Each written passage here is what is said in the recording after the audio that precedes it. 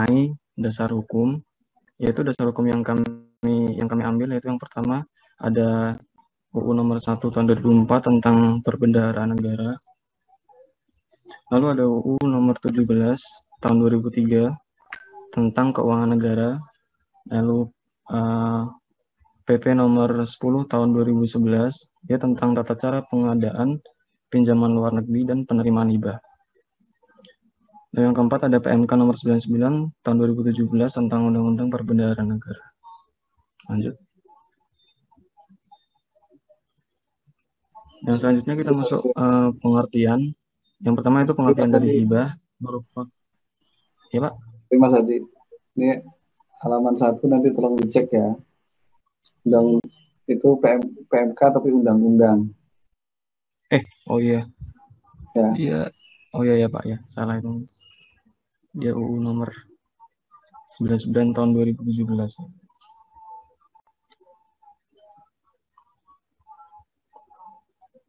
Kita lanjut yang pengertian.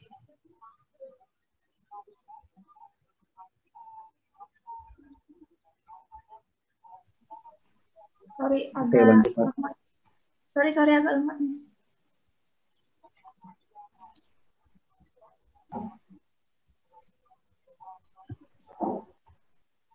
Devisa yang dirupiahkan, rupiah, barang, jasa, atau surat berharga yang diperoleh dari pemberian hibah yang tidak perlu dibayar kembali atau secara cuma-cuma di sini yang berasal dari dalam negeri atau luar negeri.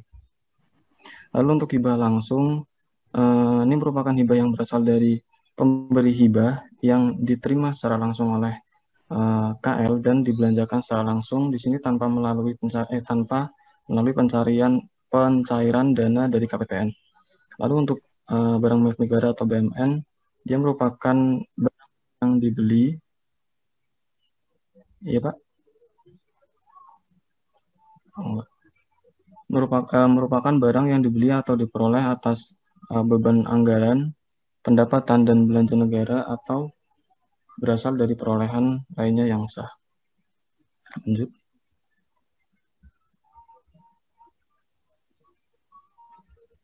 Lalu selanjutnya kita masuk ke klasifikasi hibah dibagi menjadi 3, yaitu berdasarkan bentuk. Yang pertama ada hibah uang, terdiri dari uang tunai.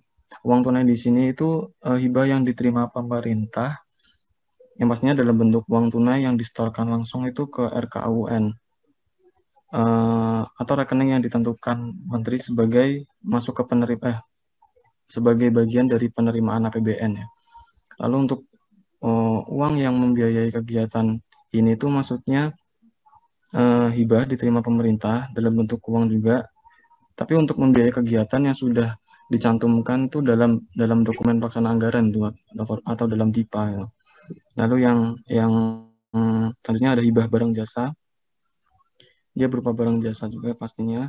Lalu ada hibah surat berharga, ini merupakan hibah dalam bentuk surat berharga atau contohnya misal seperti kepemilikan saham perusahaan gitu.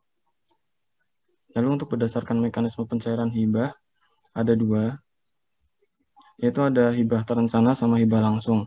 Hibah terencana di sini itu merupakan hibah yang menggunakan melalui mekanisme ya. Lalu yang hibah langsung itu dia tanpa melalui mekanisme. Maksudnya di sini melalui mekanisme ini tuh hibah diterima pemerintah dari pemberi hibah lalu dibelanjakan oleh KL dan pencairan dananya itu melalui KPPN. Tapi kalau hibah langsung di sini penerimaan hibahnya itu langsung diterima oleh KL, jadi tanpa melalui mekanisme yang pencairan dananya itu tidak melalui KPPN, tapi untuk pengesahannya dilakukan oleh BUN. Mungkin bisa diambil contoh seperti kasus hibah penanggulangan bencana ya, mungkin itu kan merupakan situasi yang darurat, itu bisa diterapkan hibah langsung gitu. Lalu selanjutnya ada berdasarkan sumber hibah, ada hibah luar negeri sama hibah dalam negeri. Selanjutnya.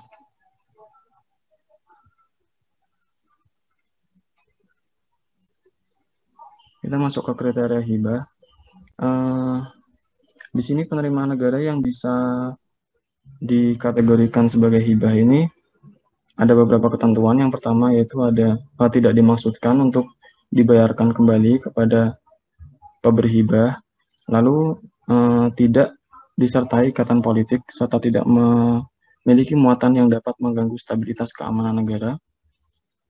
Lalu yang ketiga ada uang, barang, jasa atau surat berharga yang diterima dari pemberi hibah digunakan untuk mendukung pencapaian sasaran keluaran kegiatan satuan kerja satker penerima hibah atau digunakan untuk mendukung penanggulangan keadaan darurat. Lanjut.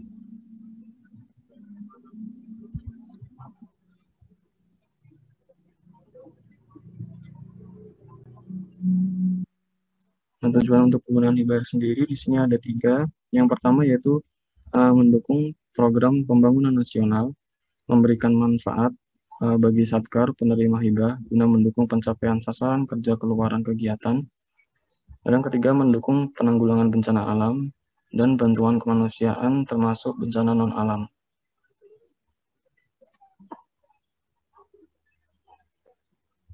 Selanjutnya kita masuk ke prinsip penerimaan hibah. Di sini berdasarkan PP nomor 10 tahun 2011 pasal 2 di sini tentang tata cara pengadaan pinjaman luar negeri dan penerimaan hibah. Ini ada beberapa prinsip. Yang pertama yaitu transparansi.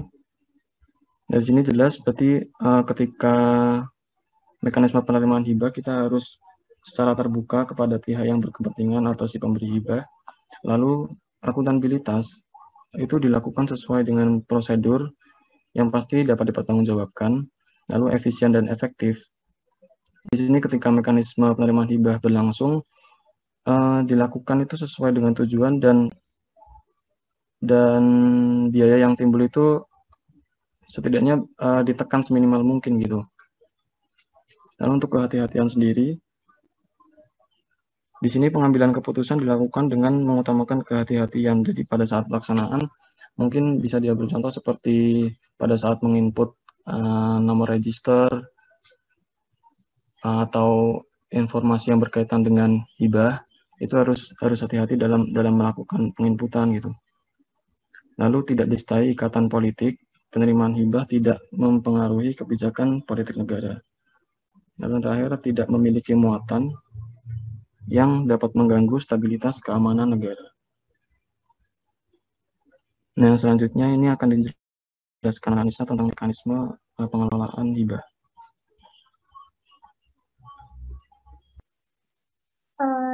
Selanjutnya akan saya jelaskan tentang mekanisme pengelolaan hibah yang sebelumnya sudah dijelaskan sama Adi, itu dijelaskan di PMK nomor 99 garing PMK 05 garing 2017.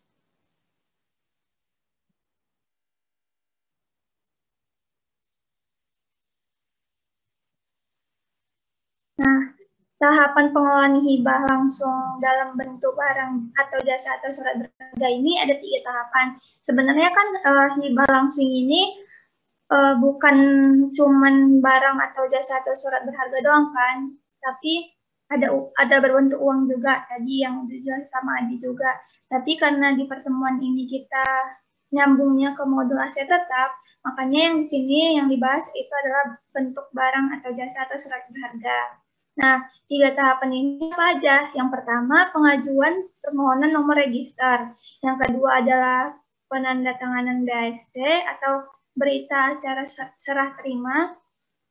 Yang ketiga ada pengajuan pengesahan SP3HL barang jasa atau surat berharga dan MPHL barang jasa dan surat berharga ke KPPN. Nah, di sini ada proses pengesahan hibah. Nah, yang pertama kan register nomor registrasi hibah.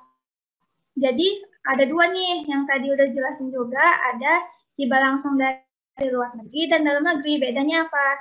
Yang pertama kita jelasin luar negeri dulu ya. Jadi di sini kan ada PA atau KPA atau pengguna anggaran. PA atau KPA ini sebagai penerima hibah. Nah, dia harus mengajukan nomor register ini. Kalau ini dalam negeri ya, yang pertama dalam negeri. Kalau luar negeri dulu, yang pertama luar negeri ini dia si PA-KPA ini harus ngajuin ke DJPPR melalui EAS atau evaluasi akuntansi dan settlement. Nah, di DJPPR ini melakukan verifikasi terhadap dokumen-dokumen untuk mengesahkan nomor register hibah tadi gitu. Apa aja yang diverifikasi itu ada di slide selanjutnya. Nah, habis diverifikasi dokumen oleh DJPPR menerbitkan surat penetapan nomor register hibah yang kemudian surat penetapan nomor register hibahnya ini harus dicatat ke web aplikasi register yang dimiliki oleh Kemenkyu. Nah, habis dia nerbitin surat penetapan, dia harus mengunggah ke server pertukaran data Kemenkyu atau nanti akan dijelasin sama Dedi gitu kan. Nah, bedanya apa sama hibah langsung dalam negeri? Kalau dalam negeri itu si PA-KPA-nya itu ngajuin ke Kanwil DJPN, Kantor Wilayah Direktorat Jenderal Perbendaharaan. Terus si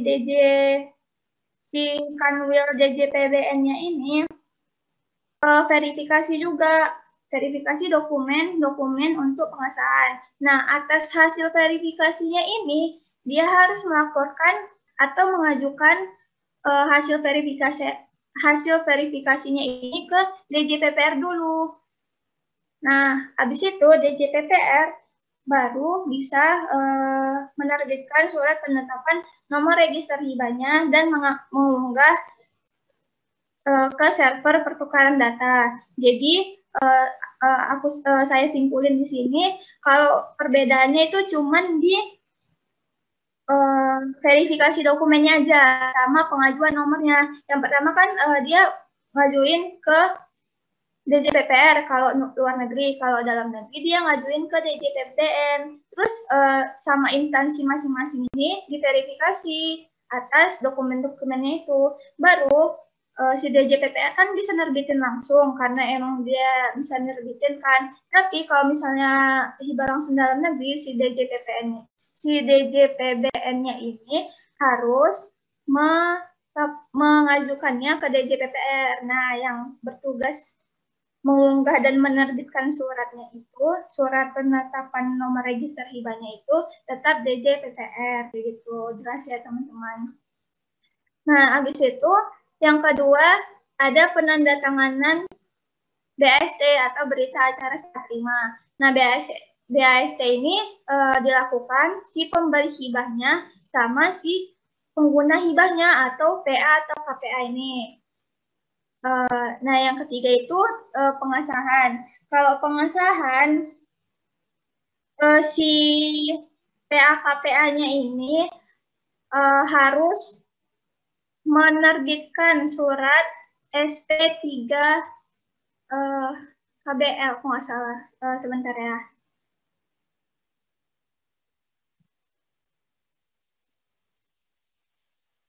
Si pengguna anggarannya ini harus menerbitkan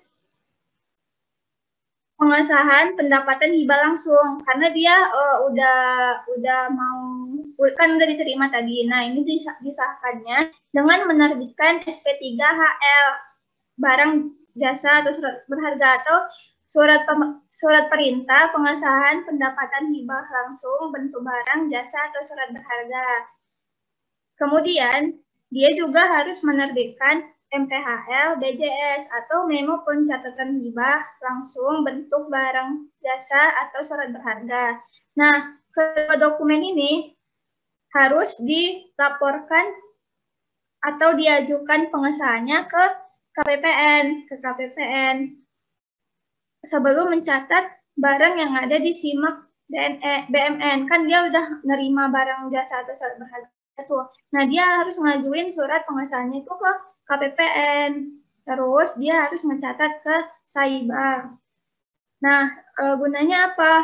SP3HL sama MPHL tadi. Kalau SP3HL-nya itu berguna untuk mencatat pendapatan hibah langsungnya. Dia untuk mencatat pendapatannya. Kalau MPHL dia untuk mencatat beban atau aset yang udah digunakan yang bersumber dari hibah langsung gitu.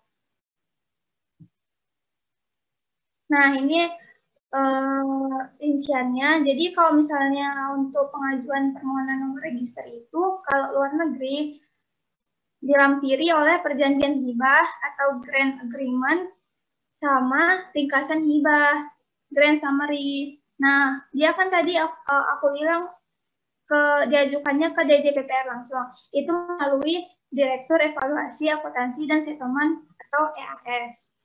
Jumlah yang diregister sejumlah perjanjian hibah. Nah, pengajuannya itu dapat digunakan dengan sarana elektronik, teks atau email. Namun, tetap diwajibkan menyampaikan hard copy asli bertanda tangan basah atau aku baca di PMK 99 itu boleh fotokopi, tapi harus sudah dilegalisir. Nah, kalau dalam negeri itu si PAKPA-nya harus mengajukan permohonan ke Kanwil DJPB kan, yang udah saya bilang tadi. Nah, dalam penggunaan hibah langsungnya, dia itu kalau misalnya tujuannya untuk penanggulangan bencana alam dan bantuan kemanusiaan, permohonan nomor registernya harus dilampiri dengan SPT MHL. Kalau nggak salah kepanjangannya surat pernyataan telah menerima hibah langsung. Nah, itu. Nah, yang kedua itu harus dilampiri dengan rekening koran. Dokumen persyaratannya itu sama, harus asli atau salinan yang udah dilegalisir sama penerima hibah. Nah, ini permohonan nomor register yang diajukan si PAKPA-nya itu berdasarkan pasal 34 ayat 3 sama 4 PMK 99 itu harus memuat 3 ini, yaitu perjanjian hibah, ringkasan hibah, sama dokumen surat kuasa pendelegasian kewenangan untuk menandatangani perjanjian hibah. Nah, atas permohonan tersebut kan diajukan ke DJPPR sama Kanwil kan. Terus DJPPR kan nerbitin surat penetapan nomor register hibahnya. Itu memuat informasi nomor register, pemberi dan penerima hibah, nilai perjanjian hibah, dan batas waktu penarikan hibah. Yang kedua, penandatanganan BAST. Yang seperti udah saya bilang tadi, BAST itu ditandatangani sama pemberi hibah sama penerima hibah atau PA atau KPA. Nah, BAST formatnya sekurang-kurangnya memuat tanggal serah terima, pihak pemberi dan penerima, nilai nominal, bentuk hibah, tujuan BAST, dan rincian harga per barang. Yang ketiga, udah dijelasin juga sebenarnya, tapi nggak apa-apa. Pengesahan SP3HL sama MPHL-nya itu diterbitin oleh PAKPA, lalu disahkan atau diajukan ke KPPN sebelum mencatat barang di SIMAK BMN dan mencatat transaksi pengesahan SAIBA. Nah, penyampaian MPHL sama SP3HL ini dilampiri surat penetapan nomor register hibah, DAST sama MPT MHL. Nah, selanjutnya tahapan perekaman MPHL-nya dijelaskan oleh Debbie.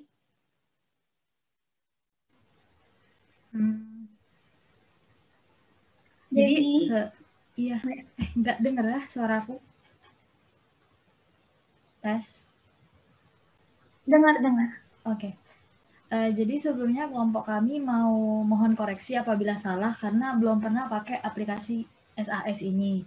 Nah, untuk tahapan perekaman MPHL BJS melalui aplikasi SAS Itu langkah pertamanya itu login ke level admin. Nah, di aplikasi ini ntar ada menu barnya, itu ada referensi 1 sama referensi 2. Yang pertama diisi itu dari mulai menu referensi 1. Itu setelah klik menu referensi 1, terus klik pejabat, terus pastikan KPA sudah direkam di referensi 1 dengan kode keterangan 1. Kemudian di menu barnya itu ada lagi referensi 2, terus klik register, rekam kode register hibah sesuai dengan surat penerbitan hibah, registrasi hibah. Itu ada memerlukan 4 yang harus diisi. Yang pertama itu kode donor dan kode kreditor, itu bisa dikosongkan. Terus yang kedua itu ada nomor dan tanggal NPLN, itu diisi dengan nomor dan tanggal surat perjanjian hibah. Yang ketiga itu ada kode falas, diisi dengan IDR, kalau itu rupiah. Terus yang keempat ada nama donor, itu diisi dengan nama pemberi hibah. Misalnya dari Pemda Kabupaten apa gitu. Next.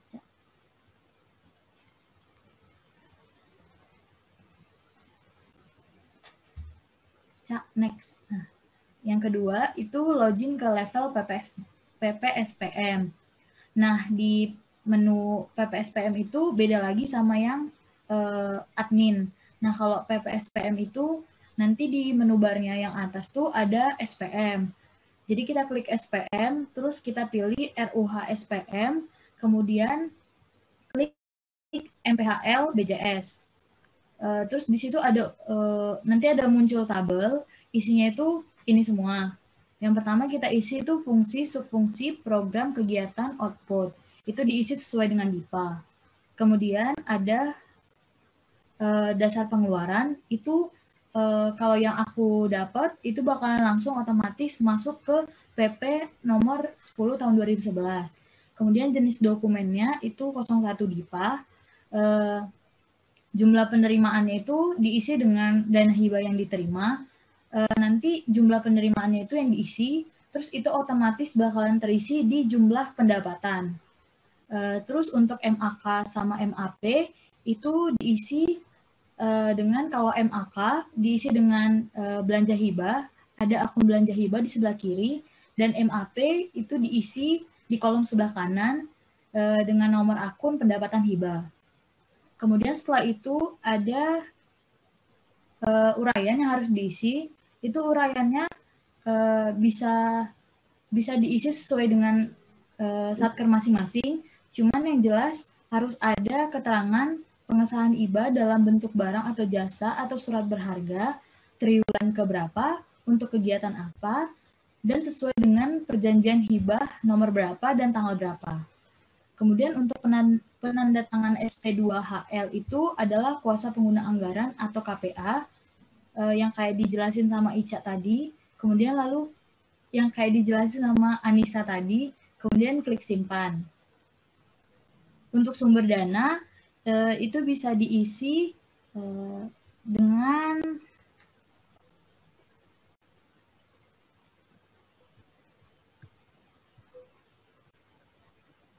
sumber dana itu nanti kalau diklik tuh ada pilihannya. Lanjut, Cak. Next. Terus apabila Satker ingin mencetak MPHL BJS, itu ada di menu SPM, kemudian cetak SPM. Untuk mentransfer ADK MPHL BJS itu dapat dari menu utility, kemudian transfer SPM ke KPPN, kemudian ada yang harus diisi yaitu tanggal SPM, itu diisi sesuai dengan MPHL BJS. Kemudian jenis ADK SPM diisi dengan 01 Satker, kemudian pilih non-kontraktual, terus pilih non-GUP. Kemudian MPHL BJS itu disampaikan beserta lampirannya ke loket front office seksi Vera atau seksi verifikasi akuntansi. Kemudian perekaman persetujuan MPHL BJS ini kalau di Saiba itu dilakukan secara manual, nggak bisa import langsung dari SAS. Terus perekaman persetujuan MPHL BJS di Saiba itu baca. Perekaman persetujuan MPHL-BJAS di SAIBA itu dapat dilalui dengan transaksi melalui submenu daftar memo MPHL-BJS dan persetujuan MPHL-BJS. Next. Nah, untuk pengesahan MPHL-BJS yang diajukan ke KPPN itu melampirkan hard copy dan ADK MPHL-BJS. Kemudian surat penetapan nomor register hibah, SP3HL-BJS atau surat perintah pengesahan pendapatan hibah langsung bentuk barang, jasa, surat berharga, kemudian BAST, dan yang terakhir SPT-MHL atau surat pernyataan telah menerima hibah langsung.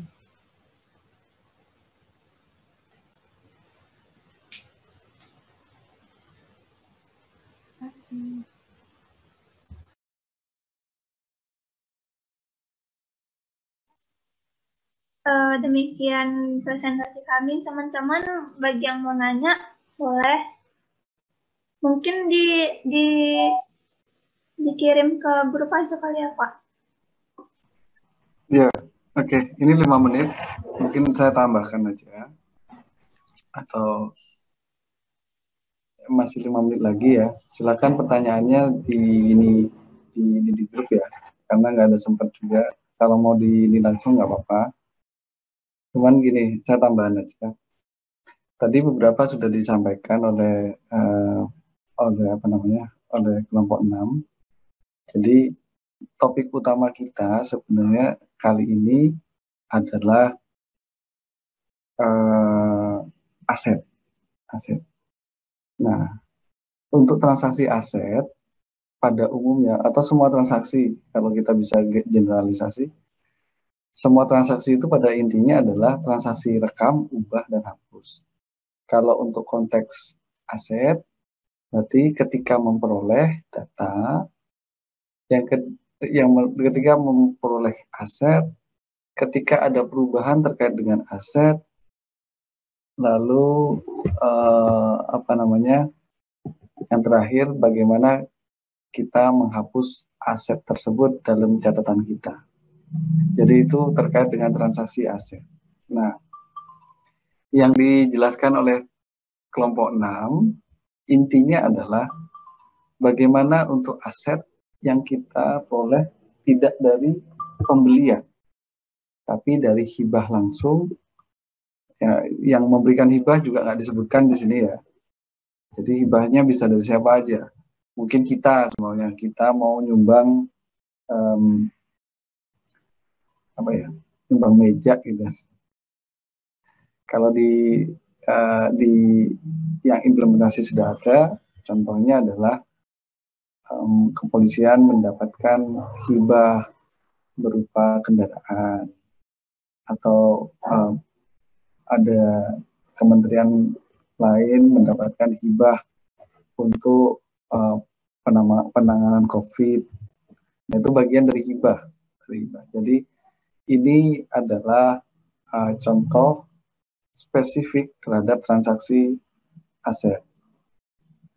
Itu mungkin ya. Silakan kalau ada pertanyaan. Tadi beberapa hal, kalau mungkin ada kebingungan, kenapa nyatet hibah munculnya kemana-mana. Tadi sudah dicoba untuk dijelaskan. Mungkin ada yang belum jelas, nanti kita elaborasi di sesi berikutnya. Oke. Ya, kita restart aja ya. Mungkin 2 menit lagi kita ketemu di room yang sama. Terima kasih. Baik, Pak.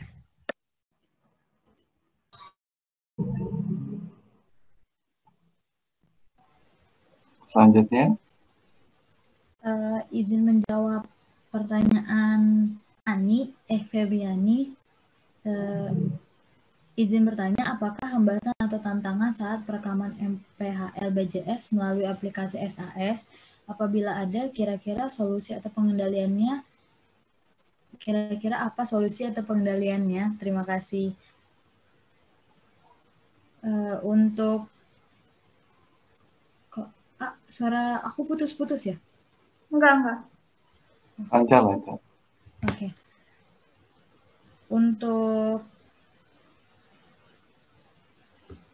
kayak ada gemeng. Untuk secara umum ada resikonya, itu biasanya itu ada data induk yang tidak akurat atau tidak valid. Itu pengendaliannya dengan cara pengendalian integritas pemrosesan data atau pembatasan akses pada data induk. Nah, terus atau enggak resikonya yang lain tuh biasanya umumnya kehilangan data atau kerusakan data. Nah, pengendaliannya itu bisa dengan cara backup atas data. Untuk terkhusus pada SAS sendiri itu ada salah satu, nggak tahu ya itu hambatan atau tantangan yang aku sebutkan tadi di akhir. Kalau misalnya mau nginput ke Saiba itu nggak bisa import langsung dari SAS. Nah, itu karena di Saiba itu menggunakan 16 digit, sedangkan di SAS itu 15 digit. Nah, untuk pengendaliannya itu sejauh ini tuh masih diterapkan sampai sekarang. Berarti aku nggak tahu itu termasuk hambatan atau enggak, tapi kayaknya itu salah satu kekurangan, tapi nggak ngebuat SAS itu terhambat gitu loh. Ya, kayak gitu maksudnya. Jadi nggak perlu pengendalian internal lebih lanjut untuk nganuin itunya. Terima kasih. Maaf kalau salah. Terima kasih, Debbie. Iya, sama-sama. Mungkin aku mau nambahin Debbie. Jadi kan tadi Saiba ke penginputan ke Saibanya itu kan manual kan, nggak bisa diimport. Maksudnya nggak dari otomatis dari SAS. Nah, mungkin itu berarti kan karena manual nih. Jadi pengendaliannya menurut aku ya mungkin bisa dilakukan backup. Jadi kan kalau misalnya manual kan nggak mungkin kan kita sekali input doang, harusnya kita backup dong biar nggak ada ininya, nggak ada apa namanya, kalau misalnya tiba-tiba datanya hilang kayak gitu, kan kita nggak bisa ngimport langsung dari SAS kayak gitu. Nah kita harusnya punya backup, terus saat penginputannya itu harus dicek lagi sih supaya nggak ada kesalahan atau dan lain sebagainya gitu. Menurut aku itu Ani. Iya udah paham ya. Makasih ya. Oke.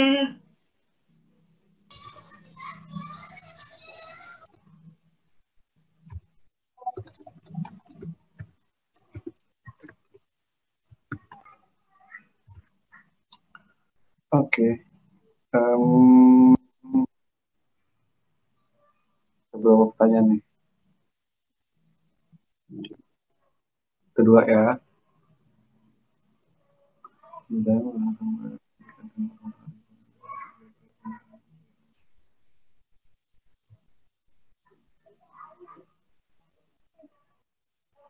Oke. Pertanyaan yang lain lebih banyak ke hibah ya. Banyak hibahnya. Mungkin di drop aja dulu. Mungkin nanti saya akan jawab. Tapi fokus ke bagaimana perolehan aset dengan hibah. Tadi sudah dari Yuliana, Yuwalina, lalu dari Febri sudah dijawab. Berdua itu ya, berdua. Yang lain gimana? Oke, ini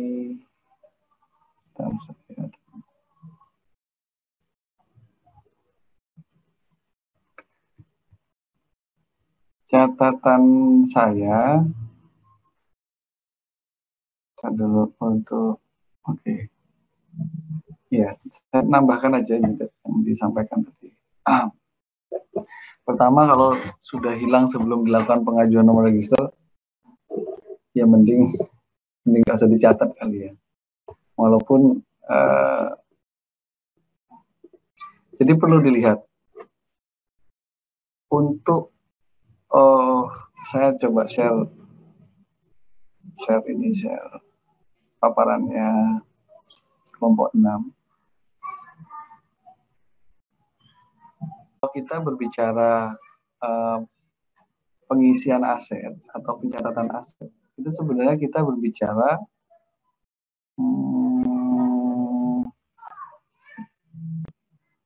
tidak di sini. Sorry. Tidak di sini. Ini berbicara terkait dengan bagaimana kita mendaftarkan hibah. Ya. Jadi kalau semua proses ini selesai, register kita udah punya, BAST sudah keluar, lalu MP SP3, HL, BJS itu sudah ada, MB ya, MBHL memo apa sih?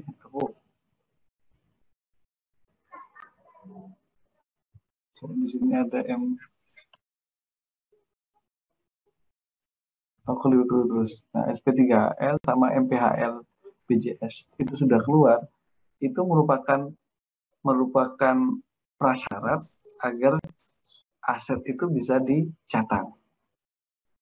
Jadi itu poinnya. Nah, kalau seandainya barang tidak ada, itu bisa menjadi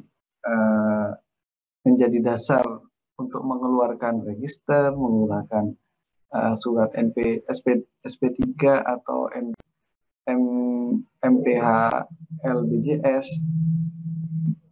Itu jadi kalau barangnya memang tidak dipersyaratkan harus ada, ya berarti dia akan tercatat, tapi barangnya zong. Tapi kalau seandainya pembuatan register dan pembuatan MPHL BJS sama SP3HL BJS itu harus ada barangnya, nah itu berarti dua-dua ini logikanya tidak akan muncul. Nah, yang ketiga adalah ketika dia didaftarkan, kan ini kan syarat ya. Surat-surat ini, register sama yang dikeluarkan oleh KPPN ini syarat untuk mencatat. Syarat lain untuk mencatat adalah ada BAST. Jadi kalau seandainya sudah ada register, sudah ada surat-surat yang di KPPN, sudah ada BAST, ternyata barangnya nggak ada, itu akan jadi objek audit. Itu akan menjadi objek audit oleh pemeriksa nantinya. Maka dari itu usahakan ininya nggak hilang. Kalau rusak itu masih mending lah, barangnya ada. Tapi kalau hilang, kemudian sesuatu yang susah kita ini. Atau paling mungkin adalah gini. Sebagai contoh kita dapat hibah APD. Selama masa COVID ini banyak sekali hibah-hibah yang berbentuk barang yang kita berikan kepada orang lain. Mungkin yang paling make sense adalah masukkan dia sebagai persediaan dan barang itu nggak ada di gudang pada saat pemeriksaan. Kenapa? Karena dia sudah diserahkan kepada orang lain. Jadi itu. Jadi banyak kendalanya. Cuman ini gambaran ini bagus untuk menjelaskan proses hibah, tapi ini tidak menjelaskan proses pencatatan asetnya. Oke. Lalu tambahan yang kedua adalah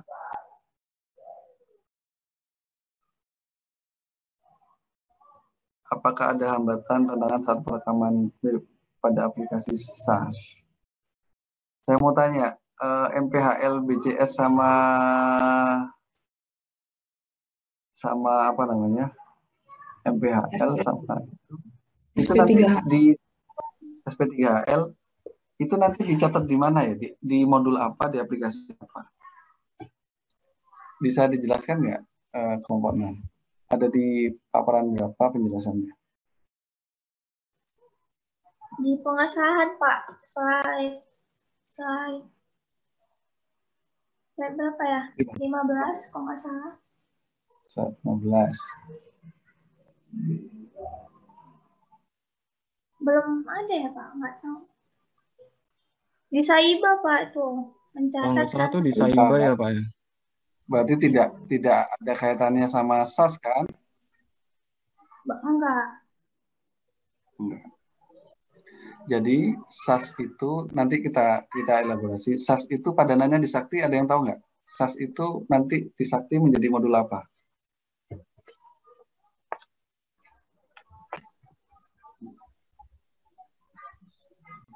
Anggaran mungkin, Pak. Pembayaran kan? Anggaran pembayaran. Kita lagi cek file-file terdahulu.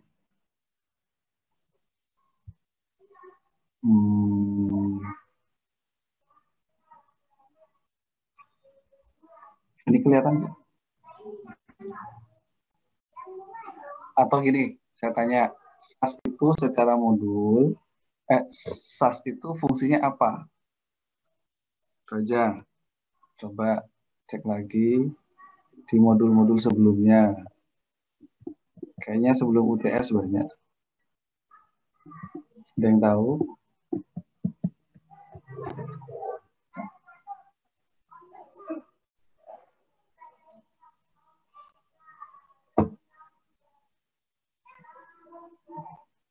Tuh, itu nggak bisa nih. Oh. Yang tahu? SAS itu modul penerimaan bukan ya, Pak? SAS. SAS itu mungkin ada penjelasannya. Tentang di sini ada nggak ya?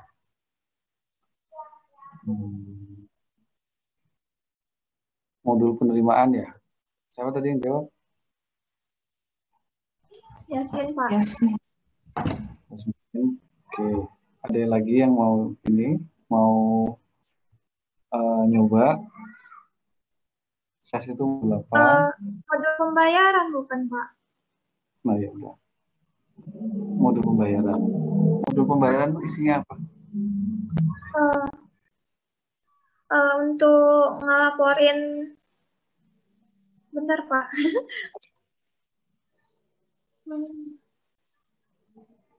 Untuk ngelaporin.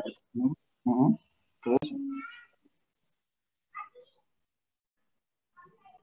Ini Pak, kayak misalnya ada pembayaran kan, nah kita tuh ngupdate SPM-nya tuh atas DIPA-nya ke SAS. Kayak ngupdate pembayaran gitu Pak, agak lupa Pak. Ya udah, nggak apa-apa. Nyangkut-nyangkut dikit lah setidaknya ya. Makanya gini. Oke. Jadi saya nggak tahu gambar ini sudah ada belum, tapi harusnya ada di depan. Ketika pengenalan sakti kita udah belajar, ketika kita membahas per modul kita udah belajar juga. Coba nanti di apa namanya, dicek kembali. Ya, SAS itu dia nih, kalau aplikasi di modul penganggaran itu aplikasinya dulu yang desktop based itu namanya RKKL DIPA. SAS itu dipersamakan dengan modul pembayaran nanti. Jadi kalau bikin SPM, SP2D, SPM nanti SP2D di sisinya SPAN. Nah itu ya untuk melakukan penagihan kepada negara kan. Saya sudah melakukan pengadaan. SAS juga berfungsi untuk memasukkan nilai kontrak,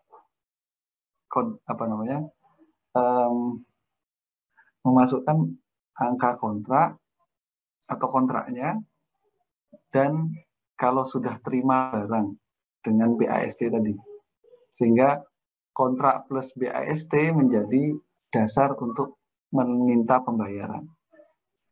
Oke. Nah, terkait dengan pertanyaannya Febriana Aditya, jadi ketika kita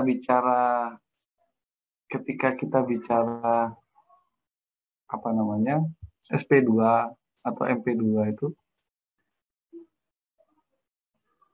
dia kan melakukan ke KPPN itu dengan SPM yang ada. Lalu ada SAIBA mencatat di sini, dan ada SIMAK BNN mencatat di sini. Di sini dia mencatat tadi MP dan seterusnya lah ya, sama SP3, S3 dan seterusnya. Untuk jumlah, lalu disimak BMN untuk ini MP3 dan SP3, MPHL sama SP3-nya itu untuk mencatat asetnya. Nah, ini yang saya lihat dari jawaban kalian di UTS dan setidaknya kita menjawab dalam konteks ya. Kalau backup dan seterusnya itu ya itu masalah umum yang terjadi terkait dengan keamanan data.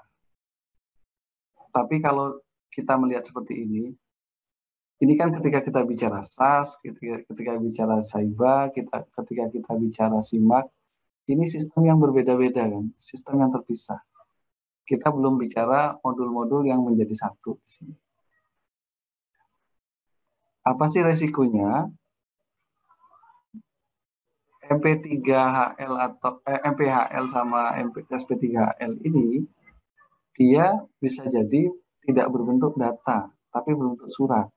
Sehingga nanti di sini ada input, di sini ada input, ada duplikasi input. Nah, di sini kita input A, di sini bisa jadi ada geser dikit input A akses. Lalu di sini kita bilang B. Padahal harusnya yang sudah di sini dan di Saiba dan SIMAK itu hal yang sama. Nah, kalau sudah ada input, duplikasi input di dua sistem yang berbeda, ada resiko dia kesalahan input, kesalahan proses, kesalahan itu. Jadi, yang paling mungkin adalah bagaimana dia nggak salah inputnya. Apa yang bisa dilakukan. Jadi itu kalau kita menjawab terkait dengan sistem. Oh, ada duplikasi pekerjaan. Memang bagusnya sih Saiba sama SIMAK nggak perlu input lagi, dia tinggal seamless dapat data dari mana gitu kan. Dia anggaplah SAS itu yang memproduksi tadi, dia dapat data aja.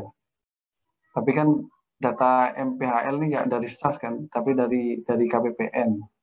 Jadi harusnya transfer data saja, tidak ada transfer dokumen, transfer data. Jadi gitu ya, itu cara menjawab terkait dengan mata kuliah ini. Saya lihat jawaban di mana? Di UTS kemarin, rata-rata sih banyak yang jawab kayak tadi itu gimana? Agar tidak ada kehilangan data, kita harus backup dan seterusnya. Itu kontrol umum, backup data itu kontrol umum. Tapi ketika kita dikasih kasus spesifik, itu harapannya adalah kita menjawab dalam konteks itu ya. Jadi kira-kira kalau seperti ini saya harus input data lagi, kira-kira apa ya masalahnya? Itu ya, cara menjawab. Tapi kalau di kelas nggak ada masalah. Tapi kalau nanti di ujian atau menjawab tugas-tugas, pastikan kita menjawab dalam konteks. Jadi biar agak lebih mengena dengan apa yang ditanyakan. Contoh ya. Ada proses semuanya gini. Bagaimana caranya agar uang yang diterima oleh kurir bisa sampai ke perusahaan. Itu contoh pertanyaannya. Lalu kita menjawabnya, oh biar datanya nggak hilang, kita harus backup data. Kan itu, ya data tidak hilang itu adalah sesuatu yang umum, tapi yang ditanyakan itu adalah sesuatu yang khusus. Oh, kita ciptakan sistem bagaimana caranya agar uang yang diterima oleh ini sesuai dengan uang yang diberikan oleh konsumen. Kita cocokkan antara invoice dengan total uang yang masuk. Nah, itu cara mitigasinya. Itu ya. Oke, saya kembalikan ke ini, kelompok 6. Ingin menjawab pertanyaan ya Pak. Saya akan menjawab pertanyaan dari yang pertama, Rizal. Izin bertanya mengenai pelaksanaan mekanisme hibah jika terjadi penolakan hibah dalam pelaksanaannya, kira-kira apa saja mekanisme dan kebijakan mengenai hal tersebut. Jadi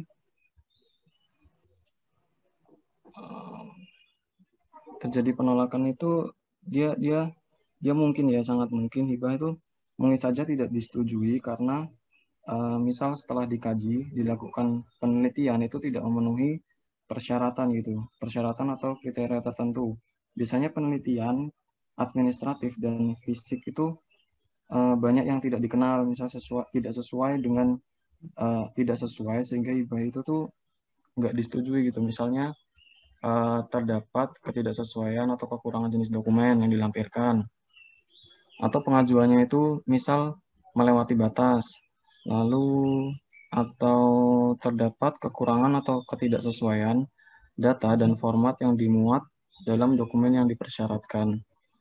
Jadi untuk kebijakan selanjutnya itu setelah hibah ditolak, biasanya itu si pengelola barang atau pengguna barang itu menyampaikan secara tertulis gitu kepada si pemohon hibah kalau hibahnya itu tidak bisa dilanjutkan gitu. Jadi ada beberapa jadi akan terjadi pengembalian permohonan registrasi gitu, ditolak. Lalu saya juga akan menjawab pertanyaan dari Yasmin. Izin bertanya, kalau tidak salah berarti pengesahan akan dilakukan oleh KPPN. Iya, akan dilakukan oleh KPPN. Lalu estimasi waktu yang diperlukan sejak pengajuan nomor register sampai disahkan oleh KPPN itu berapa lama? Jadi sebelumnya kan pasti kan ketika ini langsung mulai dari pemohon sudah menerima tanda terima hibah ya. Jadi penerima hibah itu dia sudah menerima nomor regis. Lalu setelah itu kan CS akan menginput nomor regis itu pada aplikasi. Nah setelah diinput, CS akan mengirimkan soft copy nih dokumen sumber yang berisi surat permohonan, terus surat regis hibah melalui sistem aplikasi. Lalu DJPPR atau Direktorat EAS tadi itu akan memvalidasi data yang dikirim oleh customer service. Nah, ini tuh dalam waktu 2 kali 24 jam, jika dokumen-dokumen sudah dinyatakan sah, Direktorat EAS atau DJPPR akan menerbitkan nomor regis nih, yang disampaikan ke CS lagi, lalu dicetak. Setelah itu disampaikan melalui email ke pemohon. Nah, setelah nomor registrasi hibah ini disampaikan ke CS official sampai nomor regis hibah sampai ke penerima, gimana? Jadi sejak nomor register hibah ini disampaikan oleh CS ke penerima, pemohon itu butuh waktu 1 kali 24 jam. Jadi totalnya itu 3 kali 24 jam waktunya, kira-kira seperti itu. Mungkin kalau ada salah mohon koreksinya Pak. Terima kasih. Oke, berarti maksimal 3 kali 24 jam itu ya? Kalau hari kerja? Iya. Itu estimasi paling efisien sih. Oke. Terima kasih.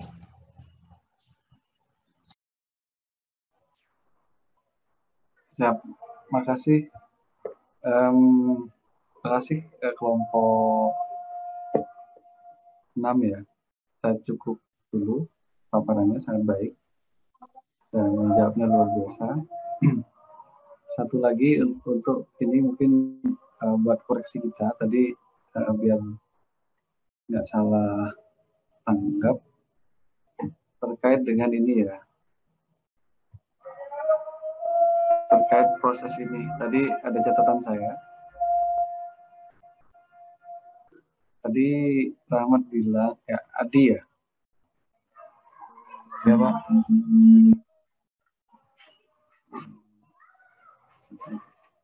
Jadi Adi bilang terkait ketika kita bicara kehati-hatian itu, kalau nggak salah input ya, nggak salah input dari ini. Jadi saya mungkin ini meneruskan aja. Jadi prinsip penerimaan hibah Bahwa ini transparansi, akuntabilitas, efisien, kehati-hatian, ketidaksertaan ikatan politik, dan tidak memiliki muatan yang mengganggu stabilitas keamanan negara. Oke, ini prinsip umum penerimaan hibah. Jadi pertama transparan dan akuntabel. Transparan dan akuntabel itu maksudnya setiap penerimaan hibah harus bisa dipertanggungjawabkan. Makanya ada mekanisme tadi, bikin register. Jadi kalau kita lihat di sini, tidak hanya bikin register, nanti hibah langsung yang diterima itu dicantolkan ke dalam dokumen anggaran. Jadi masukkan, direkam ke dalam dokumen anggaran, sehingga nanti kita punya ada catatan di dalam sistem bahwa sudah pernah masuk, sudah pernah keluar, dan sudah pernah masuk, sudah pernah keluar, dan data asetnya itu ada landasan. Oke. Jadi kenapa proses ini ada? Selama ini gini, selama ini biasanya kementerian lembaga itu menerima hibah, dia masuk kantong sendiri. Dia terima kendaraan, dia pakai sendiri. Padahal kan menerima dari pihak lain dalam konteks pekerjaan itu adalah penerimaan negara sebenarnya. Nah, yang sudah-sudah ini banyak sekali, contohnya banyak sekali. Salah satu yang biasa itu tadi udah saya sampaikan, Polri, TNI itu seperti itu. Lalu peneliti itu sama dengan itu. Jadi peneliti itu dapat bantuan alat untuk penelitian. Nah, selama ini ya udah alat itu masuk, ditaruh di labnya, dipergunakan dan seterusnya. Ketika pemeriksaan ditanya, loh ini Pak udah alat ini dapat dari mana? Di dipa sebelumnya nggak pernah ada. Tapi alat ini mahal, alat ini. Nah, itu yang sebenarnya ingin dimasukkan ke dalam dokumen anggaran melalui proses yang tadi disampaikan, bikin register dan seterusnya. Efisien dan efektif, mungkin biaya administrasinya nggak terlalu banyak, makanya dia dimasukkan dalam revisi anggaran, dimasukkan dalam pembuatan register, dimasukkan dalam siklus yang sebenarnya siklus normalnya pun sudah ada. Jadi nggak perlu dibikin satu siklus baru. Jadi seolah-olah dia nerima uang, seolah-olah dia belanja. Jadi dengan ke KPPN itu mengeluarkan SP3HL dan MPHL, itu dia seolah-olah ada proses minta dana lalu dibayar oleh KPPN. Ya. Nah, terkait dengan poin yang 3 di bawah, kehati-hatian, tidak disertai ikatan politik dan tidak memiliki muatan yang mengganggu stabilitas keamanan negara, intinya adalah gini, setiap hibah itu jangan asal karena dikasih diambil, karena bisa jadi efeknya banyak. Contoh, kalau seandainya alat intelijen, kita dikasih nih alat intelijen untuk menyadap dan ini bagus dan seterusnya ya. Nah, kalau kita nggak hati-hati malah dia menyadap kita, menyadap maksudnya untuk menjadap penjahat, malah keamanan negara secara umum terkendala. Yang kedua, keputusan lain mungkin, oh ya hibah saya terima. Ini salah satu contohnya. Hibahnya diterima, tapi ternyata biaya maintenance, biaya pendampingnya itu lebih besar dari jumlah hibahnya. Jadi contoh ya, KRL kita itu hibah dari Jepang. Walaupun itu masih contoh yang bagus. Jepang bilang bahwa KRL itu ambil saja, tapi ngambilnya di Jepang. Itu saya kasih ke Indonesia. Nah, efek dari ngambil KRL dari Jepang itu kan ada ongkos angkut dan seterusnya, ada pabeanan. Nah, itu jangan sampai hitungan-hitungan kita lebih murah membeli ketimbang ngambil di sana. Jadi itu contohnya. Contoh-contoh terkait dengan kehati-hatian. Sehingga hibah itu jangan karena ini sedekah dari rakyat atau negara lain ke kita. Tapi kita harus lihat hitungan-hitungannya, makanya tidak ada kegiatan politik dan seterusnya itu bagian dari kehati-hatian. Oke, saya pikir itu dulu. Ini masih 1 menit. Sesi selanjutnya ini paparan saya. Jadi saya ucapkan terima kasih ke kelompok 6 atas paparannya, plus bagi kelompok 6, dan kita restart dulu ya. Terima kasih. Oke, Pak. Baik, Pak. Baik, Pak. Yang kita kasih semuanya gini, kita dikasih sistem aplikasi yang sangat bagus, canggih, dan di waktu ini memang kita butuh seperti itu. Jadilah kita kasih grant. Tapi di saat bersamaan kita nggak punya tenaga kerja yang bisa mengoperasikannya. Kita tidak bisa, kita tidak punya keahlian untuk memaintain. Lalu kalau rusak kita tidak bisa cari spare part-nya dan seterusnya. Itu ada ditulis di buku The Economics of Strategy. Jadi dengan demikian itu kayak kita hold up value gitu, istilahnya gini. Ikan kita sudah punya kan, sayang dong kalau nggak dipakai, sayang dong kalau nggak dibeli. Walaupun ongkosnya terlalu besar di pemeliharaan kita. Ya, banyak sistem seperti itu. Jadi kita tergantung dengan sistem itu, apalagi kalau kita sudah mulai menggunakan. Kita tergantung dari sistem itu, sehingga nanti pengeluaran kita di sehari-harinya untuk maintenance itu sebenarnya lebih besar dari harga barang itu. Paling contoh gini, untuk kita ya, masih ingat nggak? Ada yang suka nge-game nggak di sini? Yudis. Jadi atau handphone kita itu kan, kalau dulu handphone kan buat nelpon sama kirim SMS. Biaya yang masuk di situ adalah biaya telepon, biaya pulsa lah istilahnya. Nah, kalau kita mau nge-game, sekarang sudah ada game ya. Dulu orang jualan game itu lebih banyak adalah gamenya itu dijual putus. Gamenya itu ketika kita mau ngeklik game, di situ ada harga. Kalau kita masuk ke Apple Store atau Android,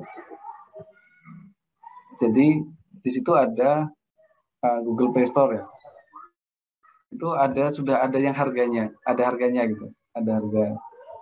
Nah, sekarang tipikal orang ini sudah di research ya. Orang itu tidak mau beli yang sudah harganya ditentukan di awal. Tapi ada in-app purchases. Tahu nggak? Jadi ketika kita seumpamanya ada game yang perang-perangan. Lalu kalau seandainya kita punya peralatan standar nembak pakai pistol, ada punya senapan, punya ini. Tapi kalau seandainya kita mau upgrade tembakannya menjadi kita punya bom, punya apa, kita suruh beli di dalam. Itu in-app purchase. Jadi kita nggak sengaja sebenarnya ketika kita benar-benar main di situ menggunakan sistem itu, pembelian kita itu lebih banyak ketimbang ketika masuk, ibarat gini, masuk gratis keluar bayar, masuk gratis keluar bayar. Nah, itu jangan sampai kita terjebak di situ. Ya. Jadi jebakan-jebakan yang semacam itu banyak. Apalagi kita nggak punya, apalagi kalau sudah kita menggunakan sistemnya dan nggak punya keahlian untuk memodifikasi sistem itu. Oke. Itu ya. Saya tadi jawab apa ya? Oh, grant. Iya, kalau nggak ada grant agreement-nya seperti itu, prinsip kehati-hatian pun sama dengan seperti itu. Jadi kalau ditawarin, kamu mau nggak ini? Pastikan dulu tidak ada ini di belakangnya, runutan di belakangnya.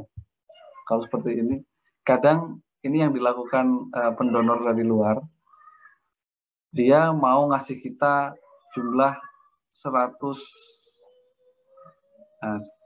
juta US dollar semuanya, atau jangan terlalu banyak.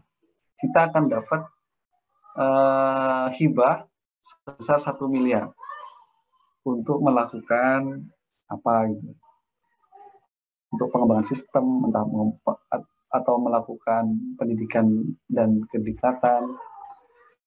Nah, lalu kita tahu bahwa oh ternyata bagus loh, diklatnya bagus dan seterusnya.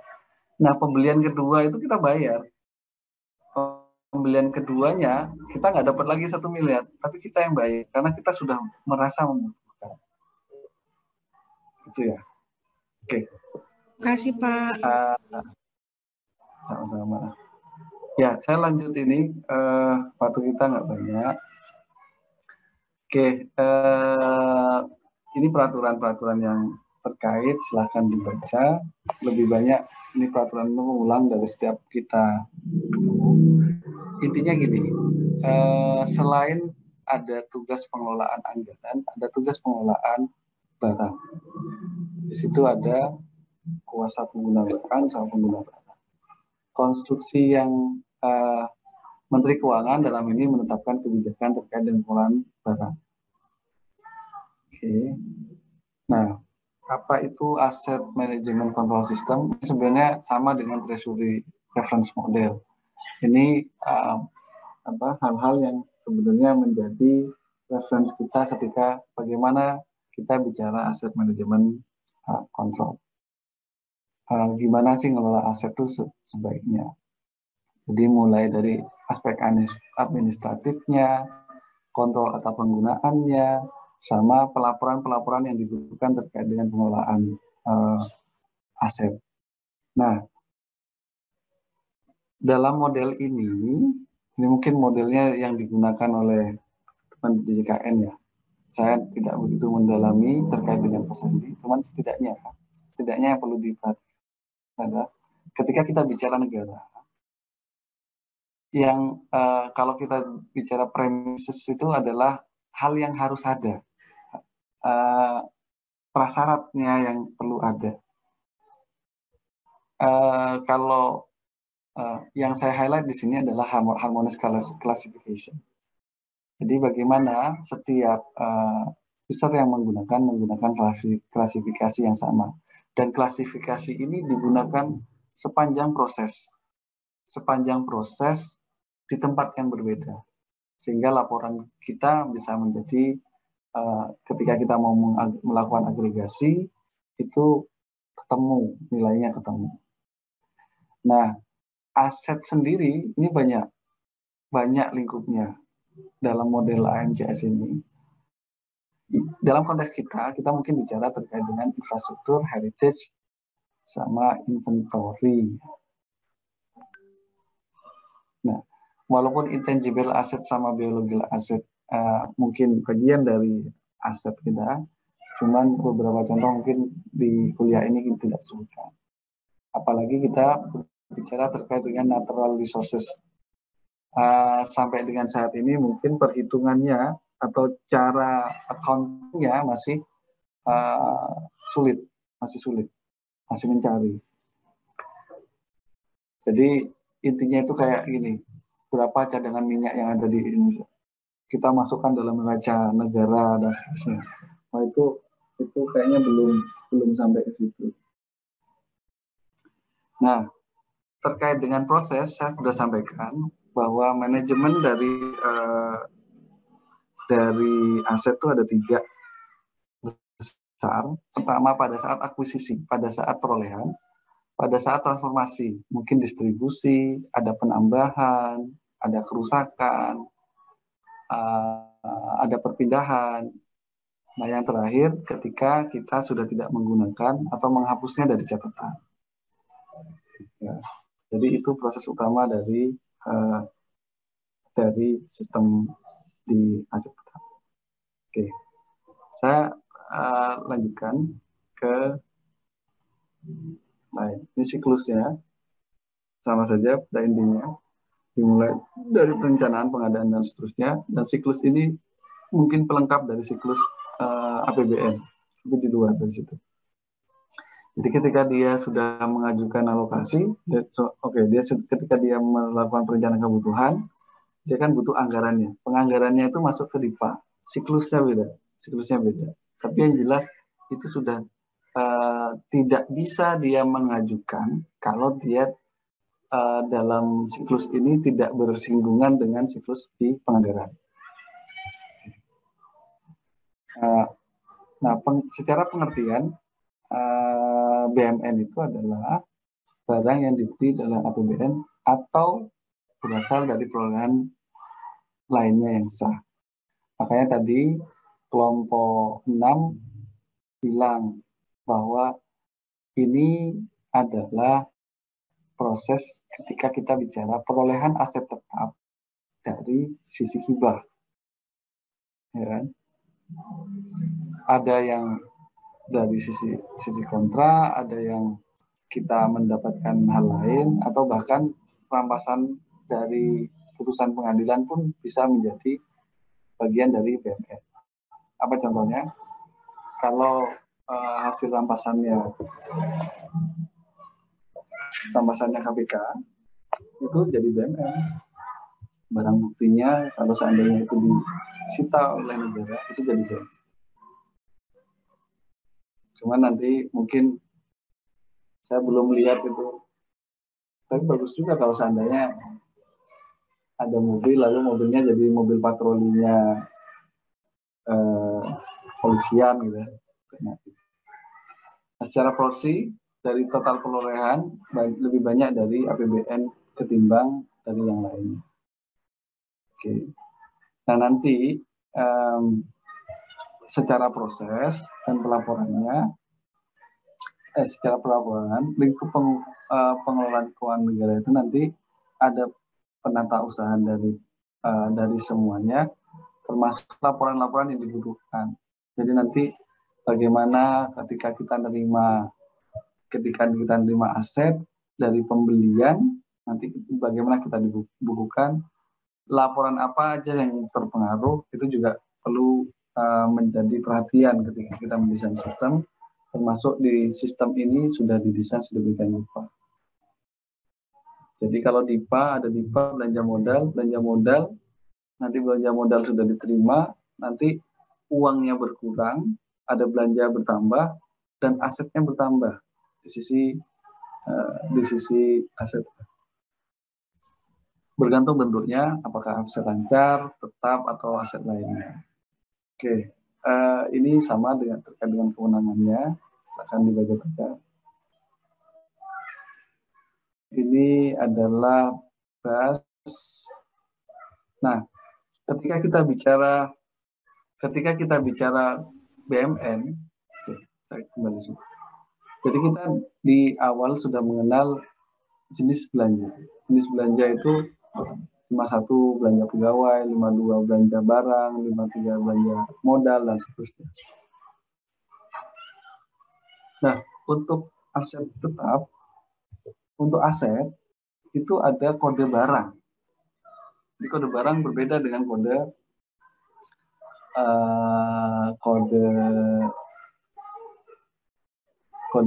jenis belanja, itu berbeda. Jadi ini kurang lebih atribut-atributnya. Dia menjelaskan, ya pertama harus ada kodenya, lalu nomor urut dari pendaftaran. Sebagai contoh gini, kita punya 2 kendaraan roda 2, kode BMN-nya sama, tapi nomor urutnya beda, nomor 1 dan 2. Sehingga ketika semuanya ada kerusakan di nomor 1 atau kerusakan di nomor 2, dia yang ditulis kondisi BMN-nya rusak hanya di nomor 2, tidak dua-duanya. Ada satuan berapa unit yang dimiliki, ada harga yang menjadi harga perolehan, ada tanggal perolehan, ada pembukuan, dan awal pemakaian, serta spesifikasi BMN. Ini contoh kode-kode barang. Jadi tanah dijelaskan, kendaraan pun dijelaskan, gedung kantor begitu. Jadi ketika ini kode barang, ini kode barang ya. Lalu ketika ada nanti beli sedan ada 5 kode barang, ini ada 2 kendaraan. Nanti ada kode urut, berarti satu apa, 2 apa. Nah, bagaimana hubungan antara kode barang dan kode urut? Secara umum, kode barang dia memiliki kode sendiri. Nah, namun secara ini nanti di laporan ada mapping yang sudah dilakukan. Ketika kita bicara persediaan, dia akun 117. Ketika bicara tanah, ASUK 13 dan seterusnya. Ketika tetap lainnya 1352 seterusnya. Jadi, dan ini sudah mulai disinkronkan antara 2 kode ini. Sehingga ketika kita menyusun daftar barang dan laporan keuangan di neraca, itu linknya ada.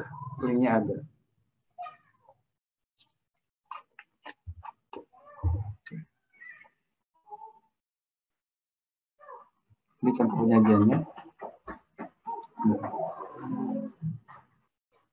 Laporan keuangan yang terpengaruh dengan transaksi di BUMN adalah yang pertama neraca, untuk membukukan neracanya. Laporan operasional, neraca termasuk ini ya, cadangan depresiasi ini. Laporan operasional untuk menghitung beban depresiasi dan operasionalnya. Yang ketiga adalah laporan perubahan ekuitas. Oke, penyajiannya di neraca, di LO, dan ekuitas.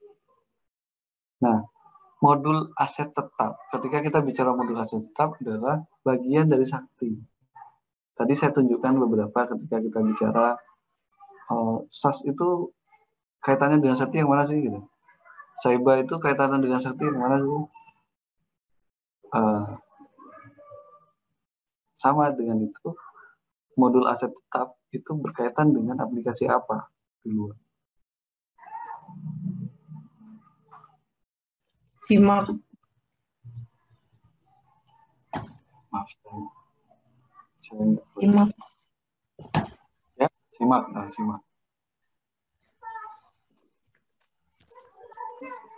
Oke. Nah, transaksi aset apa saja yang difasilitasi dengan modul aset tetap?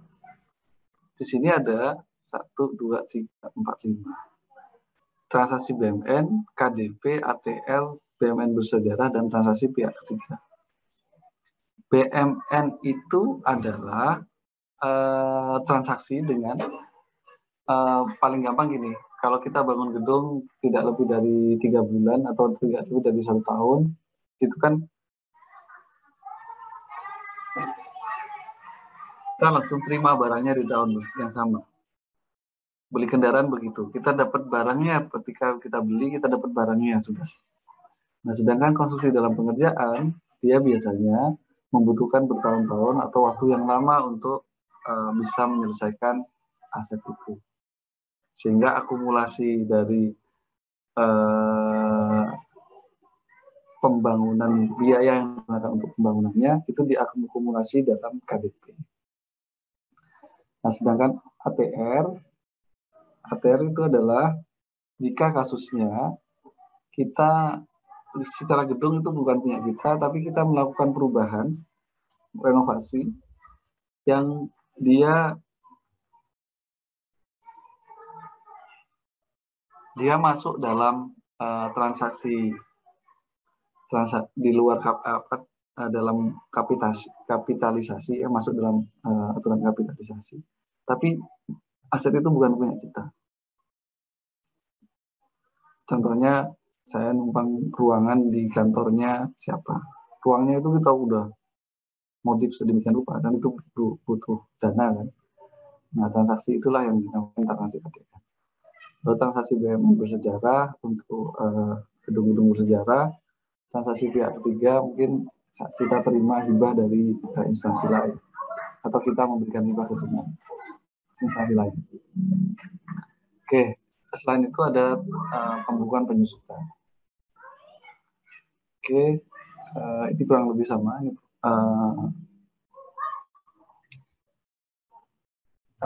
Terkait dengan proses di SIMAK BUMN, modul aset tetap. Ini contoh-contoh menunya. Nah, terkait dengan bagaimana hubungan. Tadi disampaikan di hibah, di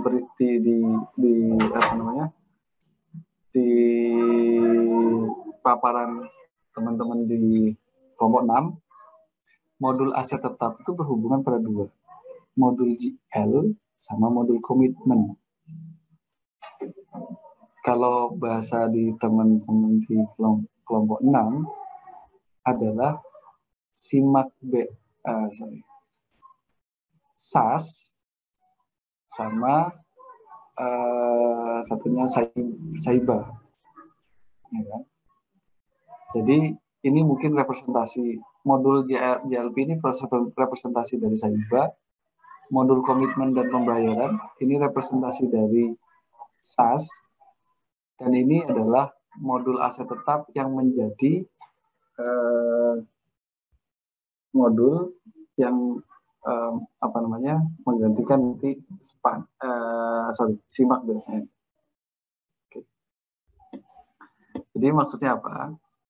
Ketika kita ingin mencatatkan modul aset tetap, jadi pada intinya dia harus punya, pertama, dananya dari mana.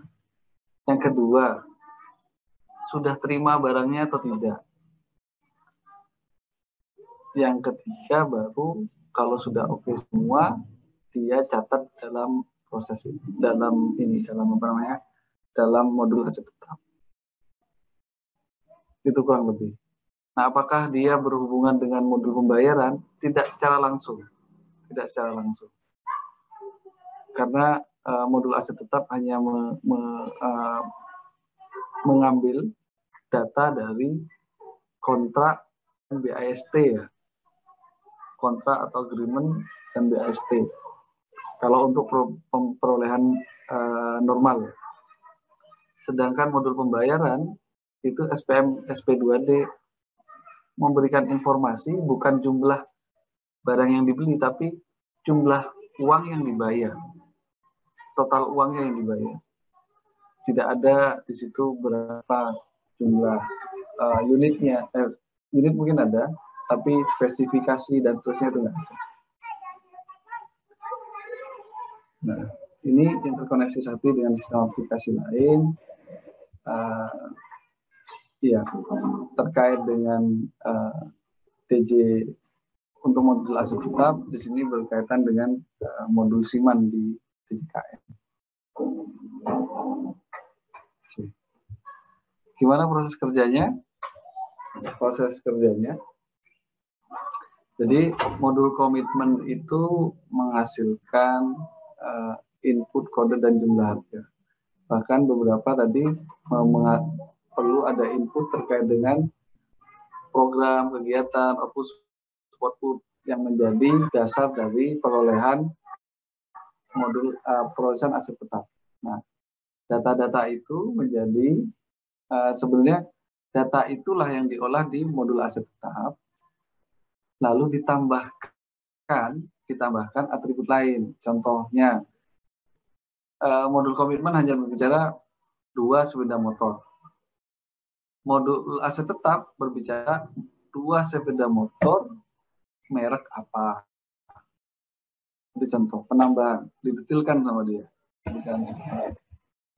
Bahkan tempatnya di mana, digunakan kapan, mungkin siapa yang menggunakan pun menjadi bagian dari informasi. Tadi sudah disebutkan atribut-atribut. Nah, ini sama sebenarnya, gambar yang sama, tapi penjelasannya adalah ini ketika kita memperoleh aset tetap atau persediaan itu dengan bayar sendiri. Ada dipanya dari awal. Ya. Jadi, ya inilah. Ini sudah ada modul payment dan seterusnya.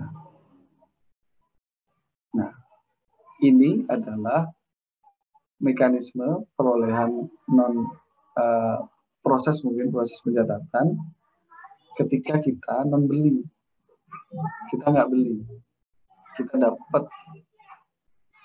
Ketika kita dapat, kita input itu dari nol, itu input semuanya dari nol.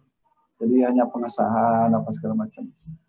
Karena nggak ada transaksi kita nggak, KPPN nggak pernah benar-benar ngeluarin uang terkait dengan itu. KPPN nggak pernah benar-benar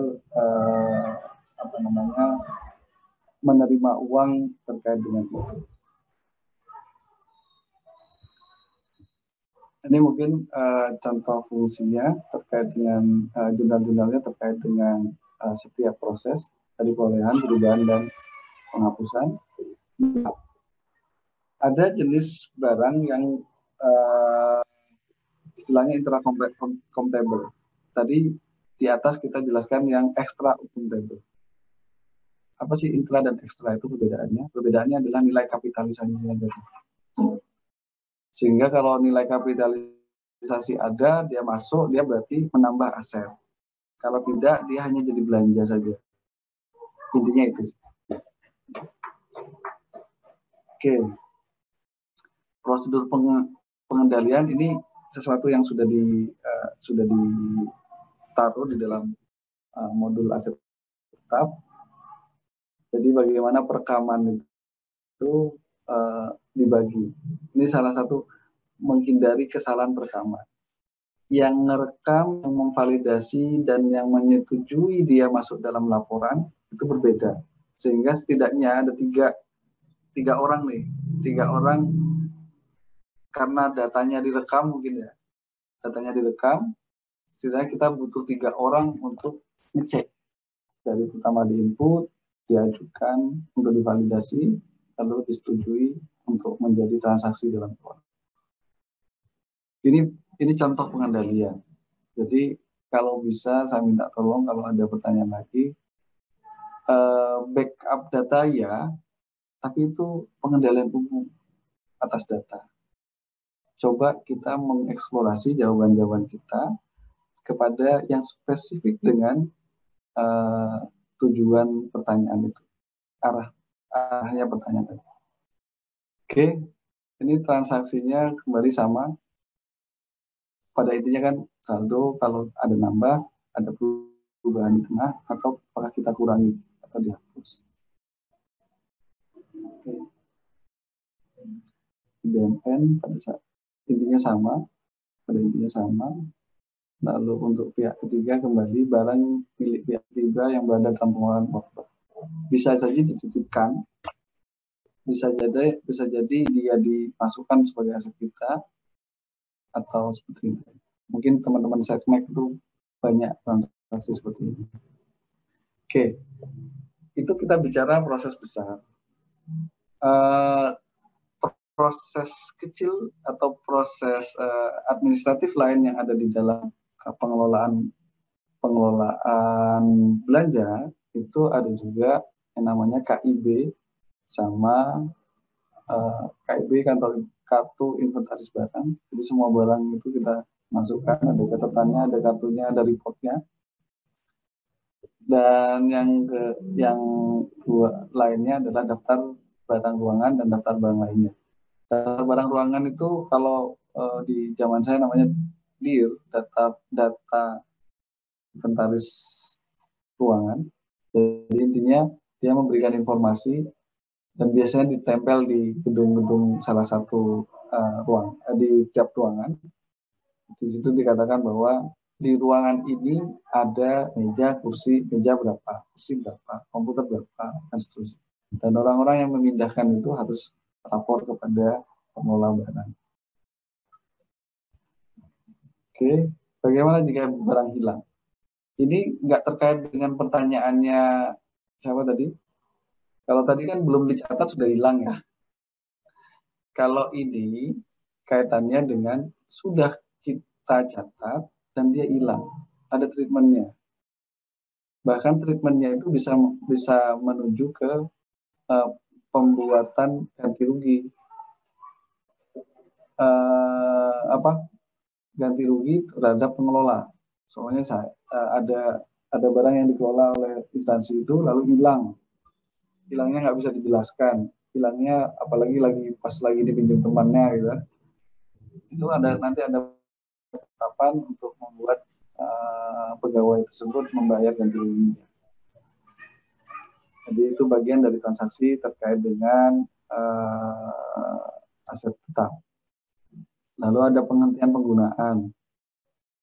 Itu pun menjadi bagian dari transaksi terkait dengan aset tetap. Lalu yang terakhir adalah usulan penghapusan. Nah, kalau dilihat tadi ada yang sudah dihapuskan, ada dibatalkan, ada yang sudah diterminasi, ada dibatalkan, ada yang hilang pun ada bisa dibatalkan. Jadi kembali updating ini prosesnya sudah ada, tergantung contoh sudah hilang terlalu berbulan-bulan, tapi akhirnya dia muncul, dia ketemu lagi. Jadi mungkin harus diperhatikan juga bagaimana menjurnal balik asetnya muncul, lalu tagihan kepada orang tersebut dipulihkan, dihapus. Oke. Saya pikir sementara itu silakan dibaca selanjutnya. Sampai di sini ada pertanyaan dulu. Saya mau nanya. Oke, monggo silakan. Mau memastikan aja kan tadi yang tentang hibah yang kami jelaskan itu kan Pak, dia berhubungan sama SAS, padahal SAS itu tentang pembayaran sama komitmen. Kalau hibah itu kan nggak langsung ada SPM SP2D-nya kan Pak, jadi itu hubungannya cuman karena di hibah itu ada komitmen aja, makanya dia dilakukan pencatatan ke SAS juga Pak gitu. Iya. Jadi gini, coba dicek lagi fungsi-fungsi yang ada di modul komitmen dan modul pembayaran.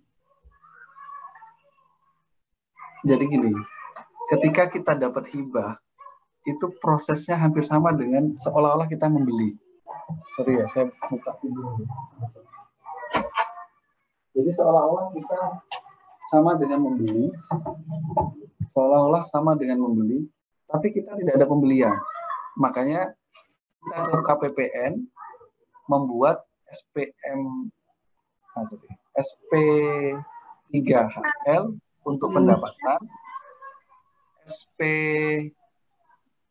MPHL BJS untuk membukukan belanjanya. Jadi gimana ya? Kalau normal ya, dia sudah ada kan berarti sudah ada duitnya negara yang dialokasikan untuk dia. Ya. Lalu dia lalu ketika ada pelelangan, ada macam-macam, kan masuk di itu ya, masuk di dalam proses bisnisnya. Ada pelelangan, ada komitmen, ada kontrak, ada DST. Lalu ketika sudah dapat terima ininya, kita bikin SP2D, SPM untuk ditagihkan kepada KPPN, masuk KPPN ditagihkan ke kas negara. Nah, proses yang dilalui itu sama. Dia harus memasukkan ke dalam DIPA, tapi proses SPP dan SPM-nya agak berbeda. Makanya tadi ada grant, ada kontrak hibah dan seterusnya, itu harus diinput. BAST-nya bahwa hibah itu benar-benar diterima, itu harus diinput. Nah, dibikin seolah-olah negara itu terima uang, dibelikan barang. Makanya di situ kan ada pengesahan kan. Oh iya ya Pak. Memo MPHL sama SP3HL. Jadi seolah-olah negara terima uang lalu dibelanjakan oleh negara, sehingga menghasilkan aset tadi. Terima uang, dibelanjakan negara, dapat aset, karena kita hibahnya hibah langsung barang. Mungkin kalau hibahnya hibah langsung uang, mungkin nggak perlu itu. Nanti seolah-olah keluar masuk nggak ada pencatatan barangnya. Jadi proses bisnisnya sama, Mbak. Berarti yang di-input di DIPA itu seharga nilai barangnya, Pak? Gimana? Yang di-input di DIPA itu sebesar nilai barangnya? Iya, sebesar nilai barang. Oke, paham, Pak. Dan itu namanya pengesahan. Dia pengesahan aja, disahkan. Jadi seolah-olah cuman proses revisi apa segala macam dia dipermudah. Karena sebenarnya memang nggak pernah ada